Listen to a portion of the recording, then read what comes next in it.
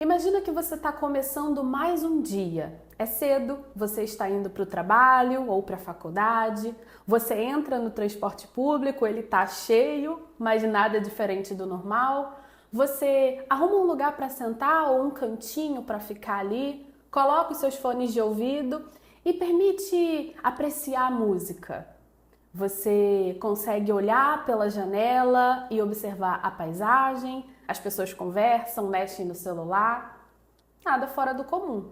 De repente algo muda, uma sensação estranha começa a surgir, sabe? Um aperto no peito, uma angústia, aquela sensação de que alguma coisa ruim vai acontecer, mas você não sabe exatamente o que é.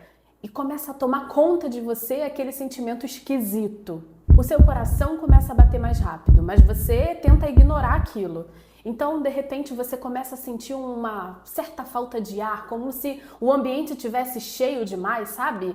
Você não consegue respirar direito, você tenta, mas é como se você desaprendesse a fazer isso. Esse lugar, que agora era um lugar comum, parece sufocante, pequeno demais. O desespero começa a tomar conta de você, você começa a ficar tonto, com enjoo, uma certa fraqueza. Você tenta se acalmar, você tenta respirar, você tenta manter o controle, afinal as pessoas podem perceber que você não está bem, as pessoas podem te julgar. Você está com medo, sozinho, e uma sensação de dormência começa a se espalhar pelo seu corpo. Será que você está tendo um infarto? Você sente que está perdendo o controle de todo o seu corpo, você está perdendo o controle de você. Isso é uma crise de pânico.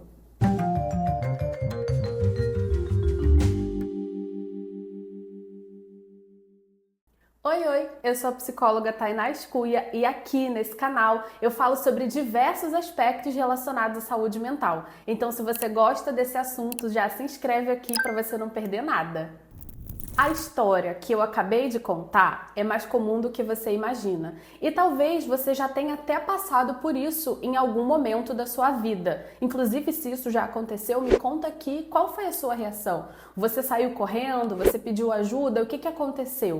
As crises de pânico podem surgir em momentos muito imprevisíveis, como por exemplo você tá no deslocamento para algum compromisso, em casa, no trabalho ou até dormindo. Algumas pessoas acordam com todos esses sentimentos, essas sensações e elas estavam apenas dormindo. Essas crises são extremamente intensas e assustadoras. A pessoa pode começar a sentir uma rigidez no músculo, o músculo ficando tenso e aí de repente ela não consegue mais ter o controle de parte ali do corpo, como se parte do corpo dela começassem a se contrair, ela não consegue andar direito, falar direito, às vezes parte do corpo paralisa, a pessoa começa a ter algum tipo de formigamento e ela realmente acha que ela está tendo um AVC, um derrame, é desesperador. Em vários casos, a pessoa acaba indo para a emergência e eles fazem uma bateria de exames em relação ao coração, enzimas e não sei o que, e os exames não dão nada, não tem nada aparentemente nos exames, e aí vem aquela sensação de confusão.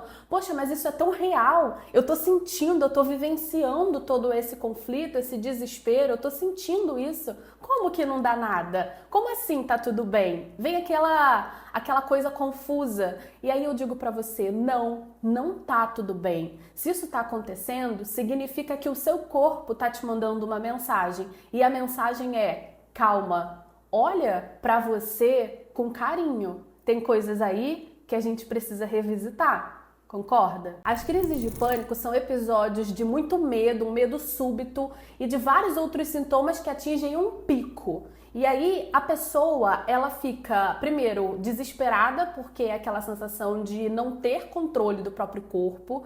Depois a pessoa tá ali num estado de vulnerabilidade, às vezes a pessoa tá na rua, num transporte público, com todos esses sintomas, então ela realmente fica vulnerável, tem uma dificuldade ali de raciocinar, porque essas emoções estão muito afloradas, então de tomar alguma decisão, de estar ali dependendo de outras pessoas para fazerem algo em relação a ela. E também tem o medo do julgamento das pessoas. É muito comum que algumas pessoas associem crise de pânico às crises de ansiedade, mas tem diferença. Primeiro que crises de ansiedade não estão descritas lá no Manual Diagnóstico de Transtornos Mentais, que é a Bíblia que guia os profissionais de saúde mental.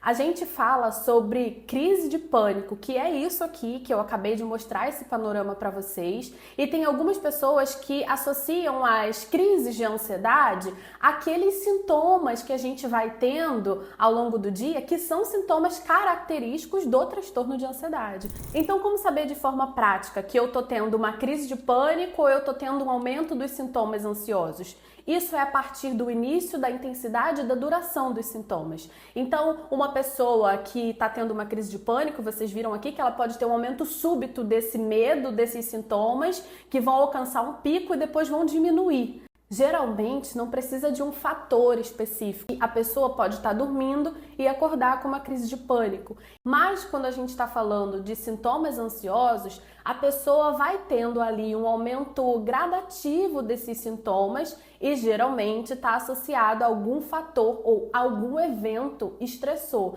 Então, por exemplo, a pessoa vai apresentar um trabalho ou ela tem que estar numa empresa que ela não está muito feliz, ou ela tem que fazer alguma coisa em relação ao relacionamento dela, ter uma conversa importante, enfim.